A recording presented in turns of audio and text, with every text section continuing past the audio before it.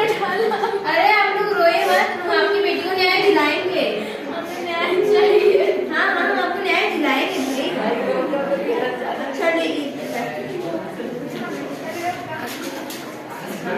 आज की कार्रवाई शुरू की जाए। जज साहब देखिए मेरे देश में क्या हो रहा है। फिर से एक बेटी को दहेज के लिए मारा जा रहा है। मेरी क्लाइंट की बेटी ने सुधा के साथ भी कुछ ऐसा ही हुआ। उसके ससुराल वालों ने उसे मिलकर मार डाला। Objection my Lord. Objection my Lord, minister जो भी कह रहा है बिल्कुल गलत कह रहा है। जबकि जब उस दिन रात में सुधा तो दूध गर्म करने गई थी और इसको पलटने के कारण उसकी मौत हुई थी, ना कि मेरे क्लाइंट लक्ष्मण ने और उनकी मां ने मिलकर मारा। ऑब्जेक्शन जैसा भी जो कि एकदम गलत कहा है। मेरे बात पर यकीन ना हो तो मैं अपनी तरफ से गवाह पेश करने की अनुमति चाहती हूँ। पेश किया जाए।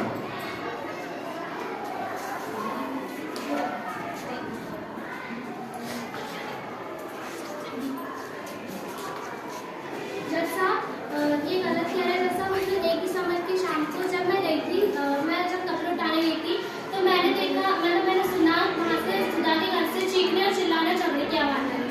तो हम सब पड़ोसी मिलकर गए सुधा के यहाँ। तो हमने वहाँ देखा कि सुधा जल्दी इधर से उधर भाग गई। तो उसके घर वाले, सुधा का पति और सुधा के साथ सुधा का जेठ भाई खड़े थे, पर कुछ नहीं करे। हमने जाके सुधा को बचाया और हमने जाके उनको बोला कि इसे हॉस्पिटल लेके जाते। वो नहीं, हम ले जाने के एफआईआर दर्ज करने की बात आई तो सुधा का पति कह रहा था नहीं, हम जाके कर लेंगे। आप कुछ कहना चाहिए? सारे सबूतों और गवाहों को मद्देनजर रखते हुए अदालत ये फैसला लेती है कि सुधा के साथ में घरेलू हिंसा 2005 के तहत और हत्या के कारण में धारा 302 के तहत सुभाष, लक्ष्मण और सुभाष की मां को उम्र कैद की सजा होती है। Court is at. मेरे क्लाइंट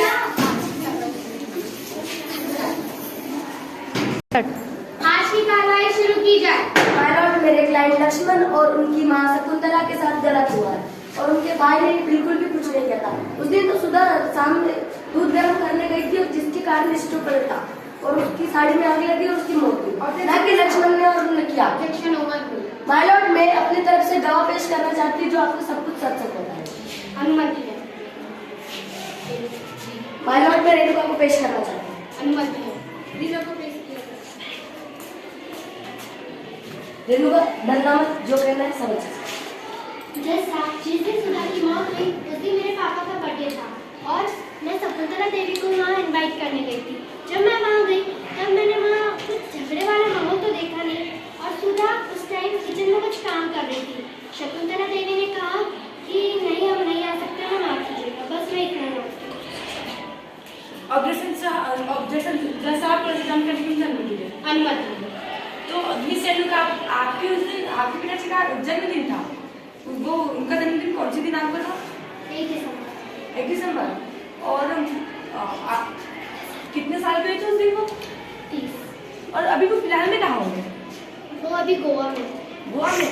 वो गोवा कौन से दिन गए थे? वो 5 दिसंबर को। आपको ये नहीं लग रहा है कि आपके पिताजी का बर्थडे 1 दिसंबर का था और वो 5 दिसंबर में अभी 5 दिसंबर को गोवा गए थे? तो बर्थडे में उनको आने का तो चांस ही नहीं मिला। तो आप कैसे कह सकते हैं कि उस दिन वो उनका जन्मदिन के लिए आप जाना आए थे? जी नहीं, ऐसा नहीं है। मेरे पापा पहले से घर पे थे और हमने 1 दिसंबर की रात को बर्थडे मनाया।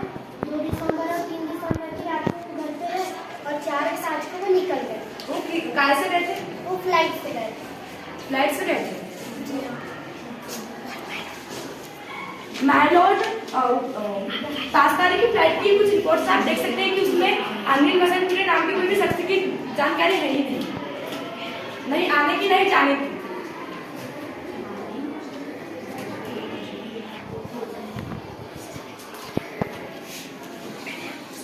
और जज साहब, मुझे मेरे को गवाह पेश करने की अनुमति दो। अनुमति है।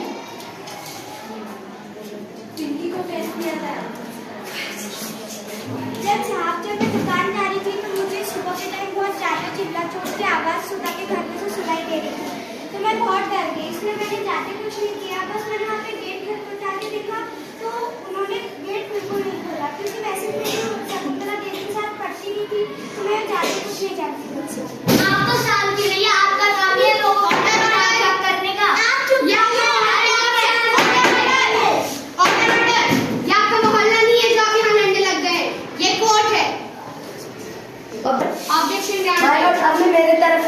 गवाह को पेश करना चाहती हूँ। अनुमति है। लक्ष्मण।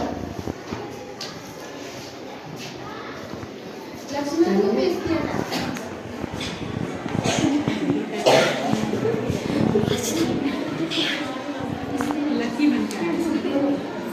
जज साहब, मेरा भाई और मेरी मां बेगुनाह पर झूठा आरोप लगाया जा रहा है, जबकि मेरी पत्नी की मौत एक हादसा था। वह तो जब स्टोव पर दूध गर्म कर रही थी तो गलती से स्टोव पलट गया और उसके दुपट्टे में आग लग गई। जज साहब, वो मेरी धर्मपत्नी थी, मैं उसे नहीं तो मारने का सोचता हूँ। जज साहब, हम पर बहुत और मुझ पर इतना बड़ा आरोप लगाया जा रहा है कि हमने उस पर आग लगा दी। सर, जज साहब, हम पर क्या बीता होगा? आप जाइए। निचली अदालत के फैसले को रद्द करते हुए ये अदालत ये फैसला लेती है कि शकुंतला, लक्ष्मण और उनके बड़े भाई सुभाष के ऊपर लगाए गए सभी आरोप बेबुनियाद है और ये अदालत उन तीनों को बाइज्जत बरी करती है। नहीं, ऐसा नहीं हो सकता। मेरी बेटी को न्याय दिलाइए।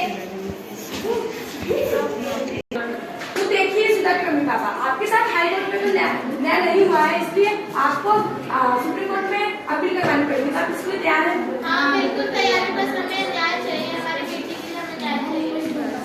ठीक है, आज की कार्रवाई शुरू की जाए। ऑब्जेक्शन। जज साहब, मेरे क्लाइंट की बेटी सुधा के साथ बहुत बड़ा अन्याय हुआ है, उसे उसके ससुराल वालों ने मिलकर जला दिया है। ये बताइए कि ये कहाँ का अन्याय है जो बाप अपनी बेटी की शादी के लिए इतना पूरी जीवन की पूंजी लगा देता है, उसके बाद शादी के बाद उसके साथ क्या हो रहा है? उसे जला दिया जा रहा है, वो भी दहेज के लिए। आप बताइए कहाँ का न्याय है? और मैं मेरे कुछ गवाह पेश करना चाहती हूँ, तो मुझे मधु को पेश करने की अनुमति दे। मधु को पेश किया जाए। जी जज साहब, उस दिन 1 दिसंबर की शाम को जब मैं गई थी कपड़े उठाने, तो मुझे सुधा के घर से चीखने और चिल्लाने की आवाज़ आ रही थी। हम सब पड़ोसी गए आसपास के, तो वहाँ जाके देखा हमने कि सुधा की सास अगर कुछ नहीं हुआ, उसके पूरे परिवार वाले वही खड़े थे, मैंने कुछ नहीं कर रहे थे। और फिर हमने जाके उसे बचाया और उससे बोला कि इसे हॉस्पिटल लेके जाए, तो उसके घर वाले उसकी सास के लिए हमने जाके और FIR की बात आई तो उसके पति ने कहा नहीं, मैं जाके तो साहब, आप देख ही सकते हैं उस दिन क्या हुआ था। ऑब्जेक्शन मालूम। मैं मेरी तरफ से लक्ष्मण की मां शकुंतला को बुलाना चाहती हूँ। शकुंतला को पेश किया जाए। जज साहब, मैं और मेरे दोनों बेटे बेगुनाह हैं। जज साहब, मैं भला क्यों दहेज के लिए अपनी बेटी जैसी बहू को आग लगाऊंगी? वो तो मेरे वंश को वारिस देने वाली थी, मैं भला उसे कैसे आग लगा सकती हूँ? मुझे भी अपनी बहू खोने का बहुत दुख है। माय लॉर्ड, अब मैं मेरे दूसरे गवाह रेणुका को पेश करना चाहती हूँ। रेणुका को पेश किया जाए। जज साहब, जिस दिन सुधा की मौत हुई उस दिन मेरे पापा का बर्थडे था, इसलिए मैं शकुंतला देवी को इनवाइट करने गई थी। जब मैं वहाँ गई तब मैंने सुधा को किचन में कुछ काम करते हुए देखा और शकुंतला देवी ने कहा कि हम नहीं आ सकते, हमें माफ कीजिए। ऑब्जेक्शन जज साहब, मैं मेरे एक और गवाह सुधा की माँ को पेश करने की चाहती हूँ, तो मुझे अनुमति दे। पेश किया जाए।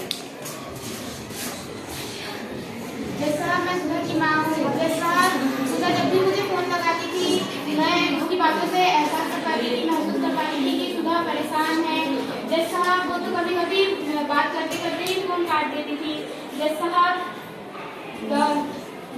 मेरी बेटी को न्याय दिलाइए और मुझे न्याय दिलाइए। ऑब्जेक्शन मालूम। अब मैं एक और गवाह पेश करना चाहती हूँ। सुभाष को पेश किया जाए।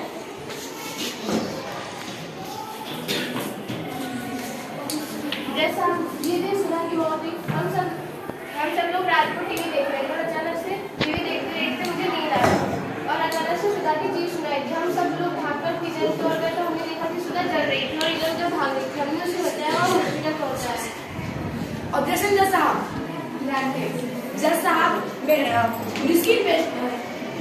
पुलिस की जांच पड़ताल पर कुछ सबूत मिले हैं, तो मैं पुलिस को सबूत पेश करने के लिए बुलाना चाहूंगी।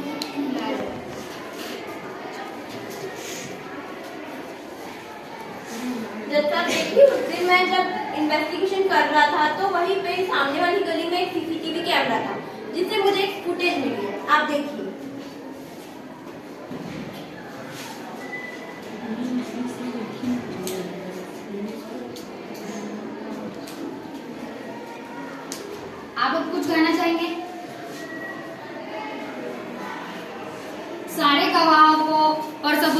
मद्देनजर रखते हुए सर्वोच्च न्यायालय ये फैसला लेती है कि सुधा के साथ में घरेलू हिंसा के तहत 2005 और उसकी मृत्यु के तहत धारा 302 के तहत सुभाष उसकी सास शकुंतला को उम्र कैद की सजा होती है और उसके पति को फांसी की सजा होती है। Court is eight